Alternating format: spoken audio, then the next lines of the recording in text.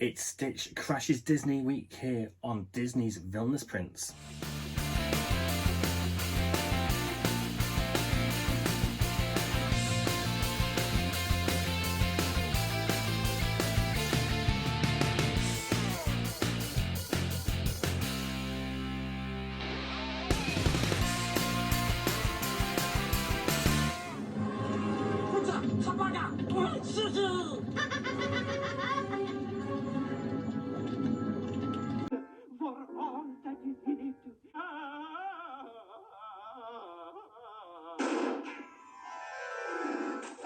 Hi guys, Disney's Villainous Prince here, and welcome to part 1 of a special 2-part video where we're going to look at the final 2 plushes of the Stitch Crashes Disney collection. These were released November and December of 2021, both inspired by Disney classics. One was inspired by Peter Pan, the other Mulan. And there's a big clue what the first one we're going to look at is. So, Off to Neverland! So here he is, our Stitch Crashes Disney for the month of November, which is Peter Pan. If you watched my first impressions video, he did get mixed reactions, but now let's go and do a full review and see what score out of 10 I give him. Oh, Peter, it's just as I've always dreamed it would be.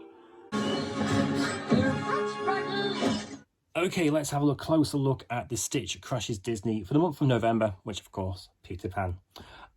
Straight away, the colours, as you can see, represent Peter Pan in the cool lime green and dark green.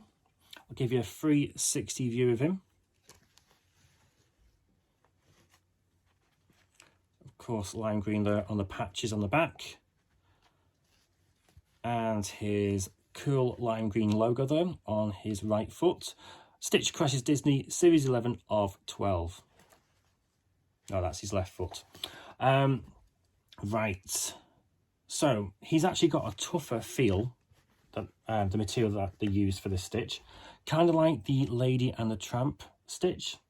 But his ears, eyes, nose and his chest are all a softer touch than the actual material used on his main body. The lime green is cool because it's got this kind of shimmering effect. You can clearly see it in the ears there.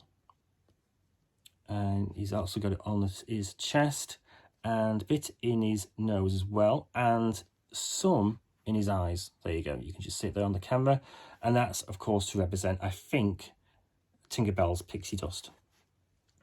On his main body we've got images of Peter Pan, Neverland, we've got Captain Hook's ship, we have got another island. I think that might be the Mermaid's Lagoon there, or maybe, yeah, I think that's Mermaid's Lagoon. No, I think that's a treasure chest there. So no, it's Treasure Island.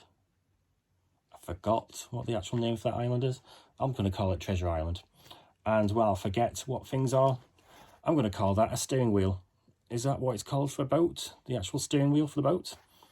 And then we've got some anchors as well. Oh, and I've just spotted the crocodile as well. I've literally this minute spotted the crocodile. Also, I didn't see him before when I was looking at. Oh yeah, there he is as well, just above Peter Pan. Oh, I'm seeing him. Now I'm seeing him everywhere. Yeah, so you can definitely tell this is a Peter Pan inspired Stitch, and I do love Tinkerbell here in his left ear, just there, and of course she's actually blowing out the pixie dust just there, and of course he is covered because of the shimmering effect. Of course he comes with his earring, as I call it, and his lovely long safety label. Now, the one gripe I've got about this is the wings. Not the wings on the back here. What are these for? Because you would think you'd be able to take the wings off because you can take his arm out of that. I've just tried it. So I thought, oh, maybe you can take the wings off, but no, you can't, because they're actually stitched on. the stitch on here, on the top of his head, and here, and just here as well.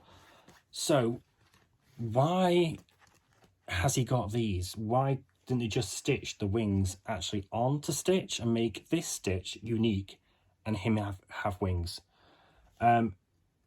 Or are they actually going for a dressing up kind of thing for the whole collection? Which I can understand. Yeah, he's actually got, okay, he's put a banana on his head for the Jungle Book. He's got a meatball on his head, messing around with a Lady and the Tramp. He's got the rose in his mouth for Beauty and the Beast. But then why has he got candles on his head for Sleeping Beauty? I don't get that. And the lit as well. Not very health and safety. So I just don't understand it. Why, if it is a dressing up theme, I don't understand then why previous ones you wouldn't have candles on your head in a dressing up kind of thing. That's what I'm getting at. So I think they should have just made this kind of stitch mutated, if that's the correct word for him, and just give him wings actually sewn onto him, and forget about these little straps here. I just don't like those straps. I think they're pointless. So that is my only gripe about this stitch. So with that, I think I am giving him. Hereby banish you forever.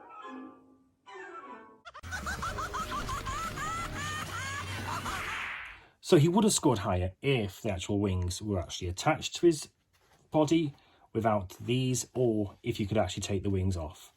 And don't get me wrong, I do like this stitch. I do like it. I think it's still an amazing collection. And one thing I forgot about, we're back to a thin piece of thread for his little like tuft of hair up here. But no, I like him. My first impressions were kind of a mixture. It's more like getting a thumbs up, as you can see by the score.